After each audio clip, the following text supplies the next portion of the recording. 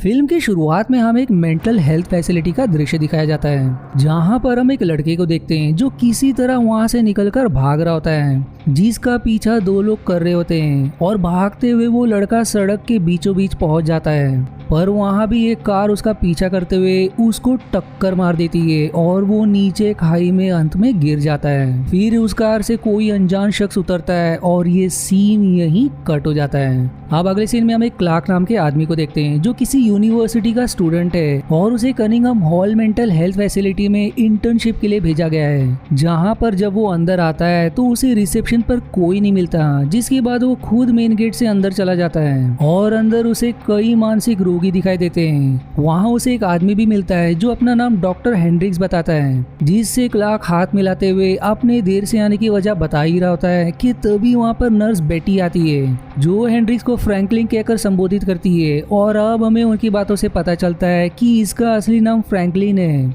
और वो डॉक्टर नहीं बल्कि पेशेंट है जिसे मल्टीपल पर्सनालिटी डिसऑर्डर नाम की मानसिक बीमारी है। और इस बीमारी में एक इंसान के अंदर कई तरह की शख्सियत रह सकती है। फिर बेटी फ्रैंकलिन को समझाने के बाद क्लार्क को अपने ऑफिस में लेकर आती है और उसे उसकी कमरे की चाबी और एक वॉकी टॉकी देती है। और फिर वो क्लार्क को इस फैसिलिटी के डायरेक्टर डॉक्टर फ्रैंक से मिलवाने ले जाती है, जहाँ क्लार्क को रास्ते में एक काल नाम का पेशेंट मिलता है जो उसे बताता है कि यहाँ से पेशेंट के ठीक होने के बाद भी उन्हें डिस्चार्ज नहीं किया जा रहा है बल्कि यहाँ रखा जा रहा है, जिस पर बेटी उसको वहाँ से भगा देती है और फिर क्लार्क को डॉक्टर फ्रैंक्स के ऑफिस में छोड़कर चली जाती है। वहाँ क्लार्क एक किताब को पढ़ने लगता है जिस पर पागलपन और पैरानॉर्मल चीजों के बीच के संबंध को बताया गया था कि तभी डॉक्टर फ्रैंक्स वहाँ आ जाते हैं, जिनसे मिलकर क्लार्क अपने बायोडेटा देता है और उनसे इस हॉस्पिटल की मरम्मत करवाने के बारे में अनुरोध करता है, जिस पर फ्रैंक्स उसे फटकार लगाते हैं कि तुम एक इंटर्न हो इसलिए यहाँ अपने काम से काम रखो।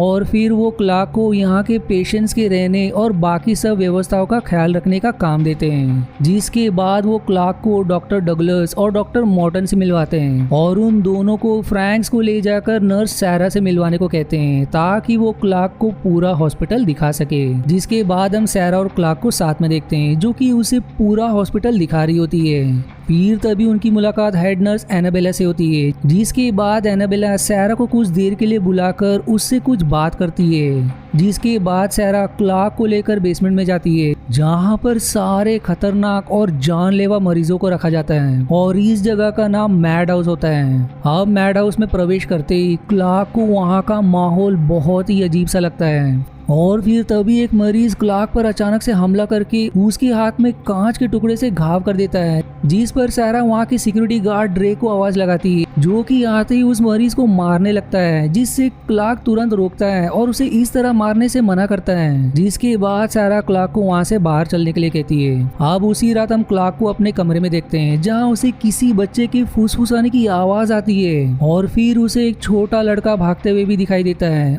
और क्लार्क उसका पीछा करता है जहां वो रेक रूम के पास पहुंच जाता है, जहां से उसे फिर से कुछ आवाजें आती है। इसलिए वो चुपके से एक दरवाजे के अंदर देखता है तो उसे हेड नर्स एनाबेला एक एलिस नाम की पेशेंट को जबरदस्ती दवा खिलाते हुए दिखाई देती है और दवा ना खाने पर उसे लगातार एक शॉटगन की मदद से कई शॉक देती है। लेकिन क्लार्क से ये सब देखा नहीं जाता और वो आकर एनाबेला को धक्का दे देता है और फिर एलिस को लेकर अंदर चला जाता है। जिसके बाद क्लार्क को फिर से वही छोटा लड़का दिखाई देता है जिसका पीछा करते करते वो बेसमेंट के उस मैड हाउस में चला जाता है, जहां वो एक कमरे में आवाज देकर उस लड़के को बुलाने लगता है। पर तभी पीछे से क्लार्क के कंधे पर डॉक्टर मॉर्टन अपना हाथ रखते हैं, जिससे वो एकदम से डर जाता है। वो उसे बताते हैं कि यहाँ कोई भी नहीं है और फिर दोनों बात करते हुए बाहर आते हैं, जहाँ बातों ही बातों में डॉक्टर मॉर्टन बताते हैं कि सेल नंबर 44 में बहुत साल पहले एक छोटा लड़का रहता था जो कि यहाँ से भाग गया था, लेकिन कुछ लोगों का कहना है कि वो मर गया था।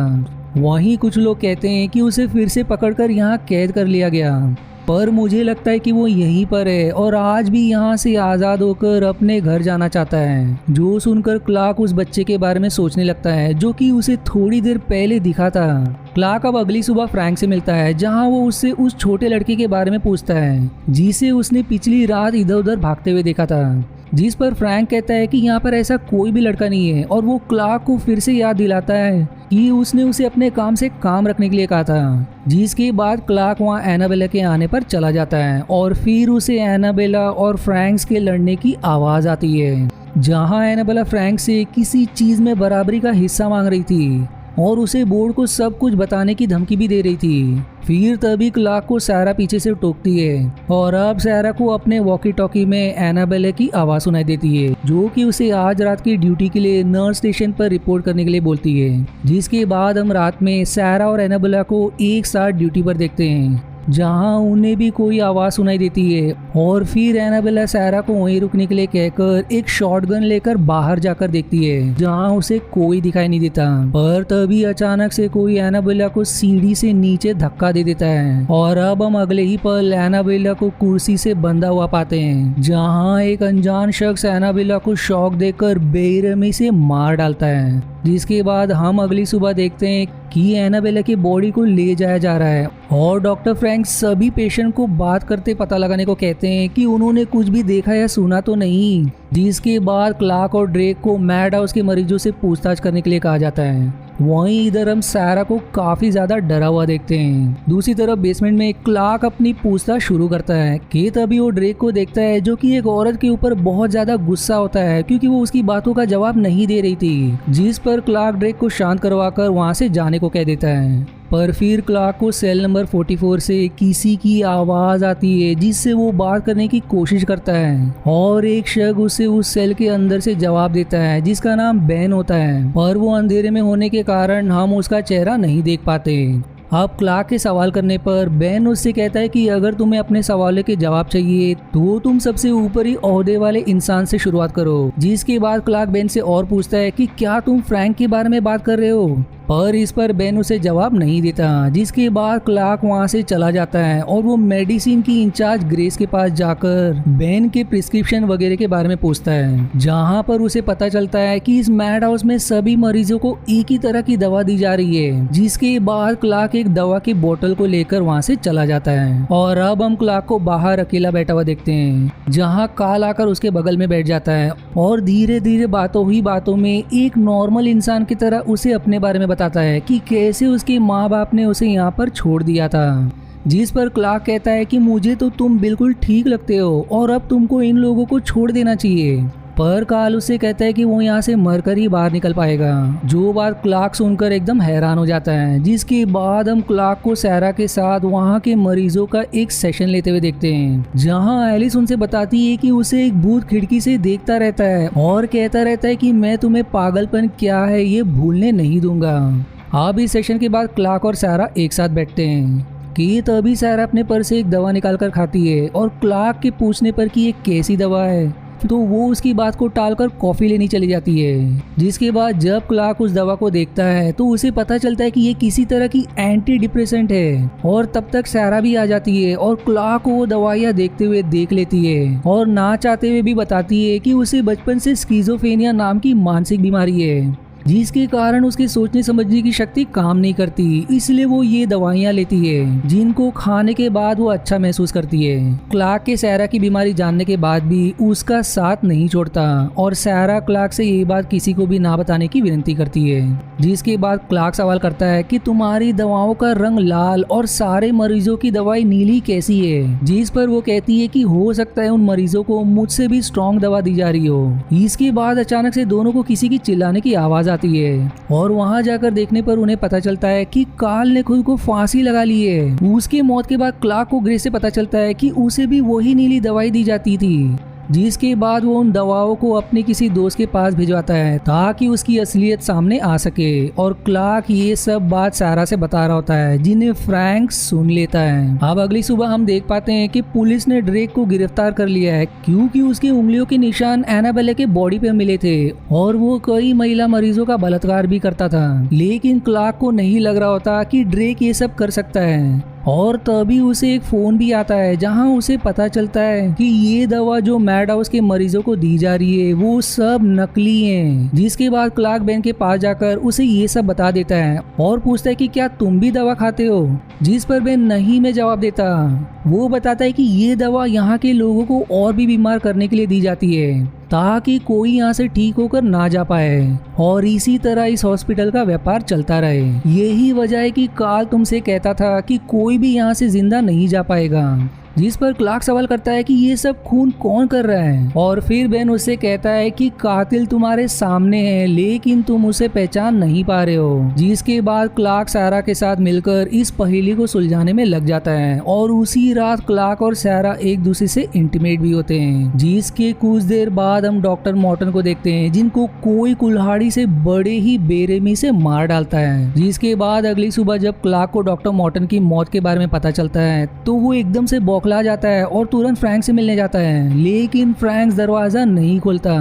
फिर क्लार्क सारा को इन सब के बारे में बताकर कहता है कि हमें यहाँ से निकलना चाहिए, नहीं तो कोई भी बच नहीं पाएगा। जिस पर सारा कहती है कि मुझे कुछ चीजें लेनी है, वो ले लूं फिर चलती हूँ मैं। पर इसके बाद वो उसको बातों ही बातों में एक कॉफी में वही दवा मिलाकर पिला देती है जो वो खुद खाती थी। जिसके बाद क्लार्क को अब अजीब चीजें दिखाई देने लगती है और वो सब खून के बारे में भी सोचने लगता है, जिससे वो ये समझ जाता है कि सारा ने ही उसे कोई दवा पिलाई है। और अब वो सारा पर खूनी होने का इल्जाम लगाता है और दावा करता है कि सेल नंबर 44 के मरीज ने सही कहा था कि कातिल तुम्हारे सामने ही है। जिस पर सारा अपने बचाव में कहती है कि उस सेल में कोई नहीं है, वहाँ सिर्फ कुछ पुराना सामान रखा हुआ है और मैंने तुम्हें दवा इसलिए दी क्योंकि तुम अचानक से अपने आपे से बाहर होते जा रहे थे। जिस पर क्लार्क कहता है कि मैं तुम्हारी तरह पागल नहीं हूँ और अब वो बेन से मिलने के लिए सेल नंबर 44 की तरफ जा रहा होता है कि तभी उसे डॉक्टर डगलस मिलते हैं और उससे इन सब के पीछे की वजह पूछते हैं। जिसके बाद ये सीन यही कट हो जाता है और अब हम अगले सीन में क्लार्क को सेल नंबर 44 के पास देखते हैं जहाँ वो बेन को कोई आवाज लगाकर बुला रहा होता है और तभी वहाँ बेन प्रकट होता है और जब वो अंधेरे से उजाले में आता है तो हम देख पाते हैं कि बेन वही बच्चा है जो क्लार्क को दिखाई दिया करता था और फिर वो धीरे से क्लार्क में ही बदल जाता है। इधर दूसरी तरफ सारा को एक लेटर मिलता है जिसको खोलने पर उसे पता चलता है कि किसी ने क्लार्क को हॉस्पिटल आने के कुछ दिन पहले ही मार दिया था। जिसके बाद हम समझ पाते हैं कि क्लार्क कोई और नहीं बल्कि बेन ही था और उसने असली क्लार्क को मारकर उसकी जगह ले ली और इस हॉस्पिटल में अपना बदला लेने आ गया। इसलिए शुरुआत में हम जिस लड़के को भागते हुए देखे थे वो बेन ही था जो कि इस हॉस्पिटल से जिंदा बचकर भागने में कामयाब हो गया था, क्योंकि वहां से किसी को भी डिस्चार्ज नहीं किया जाता था और सरकार जो भी पैसे उस हॉस्पिटल और मरीजों के लिए देती थी उसे फ्रैंक्स अपने लिए इस्तेमाल करता था। और रही बात बेन की तो उसे मल्टीपल पर्सनालिटी डिसऑर्डर था, जैसे कि हमने शुरुआत में फ्रैंकलिन को देखा था और बेन अपने आप को क्लार्क समझने लगा। जिसके बाद वो सेल नंबर 44 में खुद से ही बातें करता था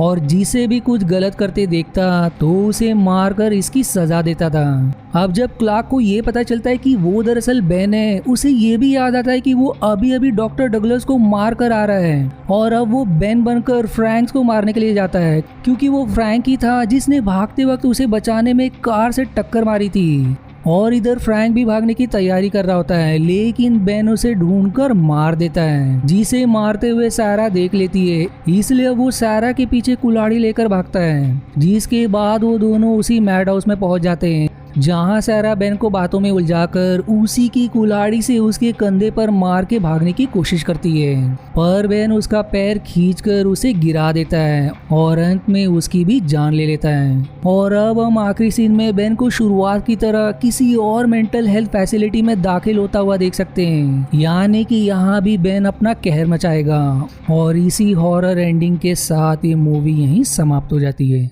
आशा है आपको मेरी एक्सप्लेनेशन पसंद आई। यदि हाँ तो प्लीज वीडियो को लाइक करना और चैनल को सब्सक्राइब करके सपोर्ट करना ना भूलें। मिलते हैं अगले एक्सप्लेनेशन वीडियो में, तब तक के लिए धन्यवाद दोस्तों।